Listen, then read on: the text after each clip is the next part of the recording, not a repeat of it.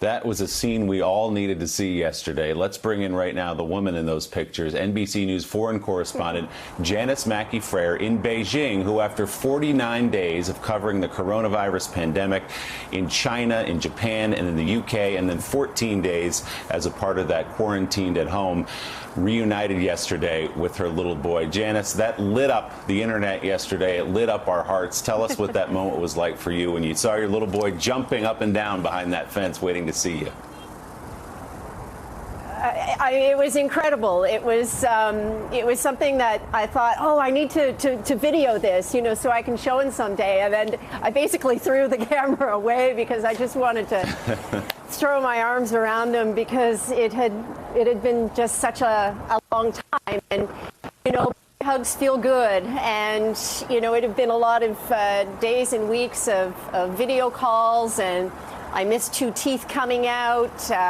He's reading now, so every day felt like an eternity. So to be able to hold him again, it was incredibly special. And it was hard to leave the house today because he wanted to make sure that I was actually coming back in good time. And he said, you know that was a lot of days that you were away, Mommy. And I said, yeah, I know. He said, let's not do that again, okay? I said, okay, it's a deal.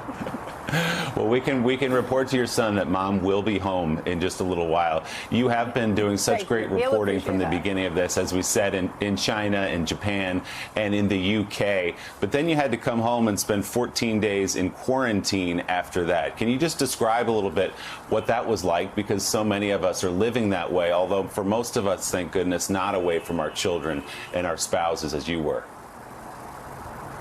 Well, quarantine means different things in different places these days, obviously. And here, as the restrictions were tightening, as the borders were getting tighter as well, the quarantine period evolved. So when I came back, it was the requirement was 14 days of quarantine in isolation. And if you weren't able to do that at home, then you had to do that in a government-appointed facility. So my family moved out. They moved to a temporary apartment for the 2 weeks, so I could have the comfort of home to carry out this period. I reported my temperature twice a day. From the time I arrived at the airport, I was escorted by people in hazmat suits, delivered to my building's management. There had to be approval from the neighborhood committee to let me do the quarantine at home. So it is something here that's not a choice, and it's not a suggestion. It very much is a requirement that is enforced by law.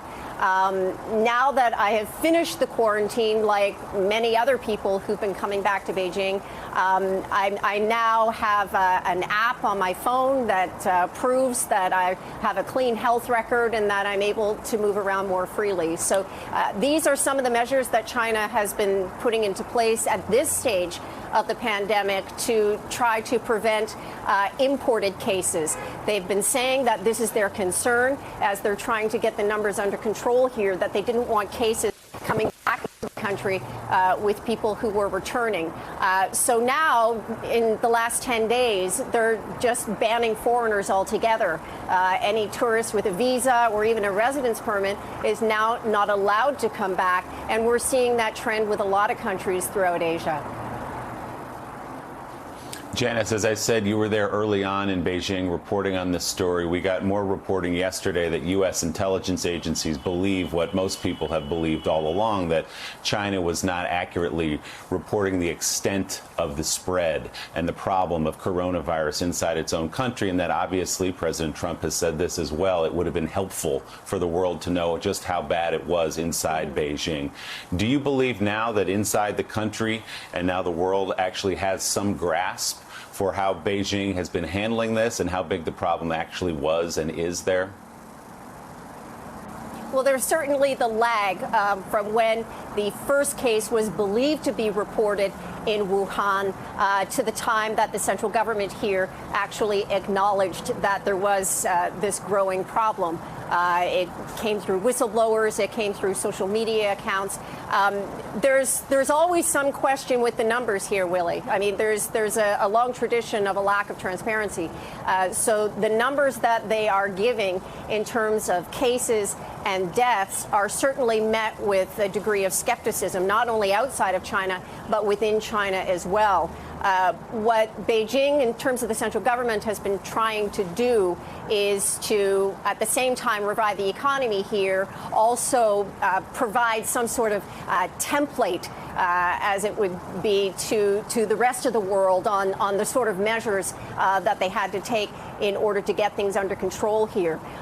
Do people believe that there are now no cases being transmitted domestically in Wuhan? Certainly not. If you read a lot of the comments on Chinese social media here, what people do see and what they do acknowledge is that after months of restrictions and limits on how people live their lives here, those restrictions are beginning to relax somewhat. People are easing cautiously towards a more normal way of life. There's still a lot that's closed here. Theaters are still closed. Schools are still closed. They've cut international flights, and they've now banned foreigners altogether. But what they are trying to do is stabilize the numbers, and then on the part of the government here is to get the world to believe them. All right, NBC's Janice Mackey Frayer live for us in Beijing. We can report she will be home to her boy again today. Thank you for all your reporting and for the sacrifices you've made with your family in doing it, Janice. Thanks so much. Thank you, Willie. Thanks for checking out MSNBC on YouTube, and make sure you subscribe to stay up to date on the day's biggest stories. And you can click on any of the videos around us to watch more from Morning Joe and MSNBC. Thanks so much for watching.